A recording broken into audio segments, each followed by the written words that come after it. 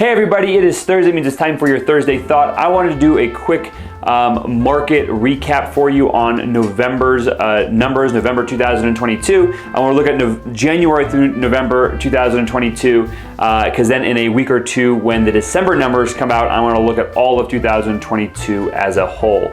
So ultimately, just kind of sharing some of the November numbers. November's average price point actually was $526,000, down about 1.2% from October, and then the median price was $453,000, down about a little over 2% from October. Now, when you look at the January through actually, let me stop. Let me go back a little bit. Looking at the average price points, in April, we saw our high in our average price points. That was like 562 was our high average, and that has come down to about 526, about a 6.5% drop in our average price points. And then the median peaked in June. That was $495 for our June price point, and that has come down to about $453 here in November, and so we saw about an 8.5% drop. So really, once those interest rates started to go up at the end of the first quarter, we've seen some steady price decreases since then.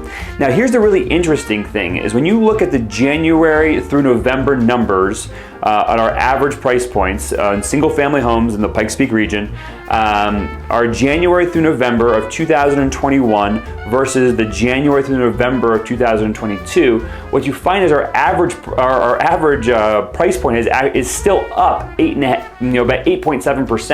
And so it's just kind of it's an interesting thing to see where we were, all basically taking the cumulative data over the course of all of 2021 compared to the cumulative data over all of 2022, our price points are still significantly higher. So if you bought in 2020, 2021, even early 2022, you're still probably equity positive. Now, if you were buying in the first quarter, second quarter of 2022, you may have lost a little bit over the last little bit. So really kind of encouraging news. I think that ultimately we see in the news media, housing is doing poor. The housing market has slowed down. The interest rates have had a chilling effect, and all of that is true, but I think it's a little over dramatized. When you actually dig into the numbers, you'll see that cumulatively our average and median price points are still higher than they were in 2021. So that's my thought for you. Tune in a couple of weeks to kind of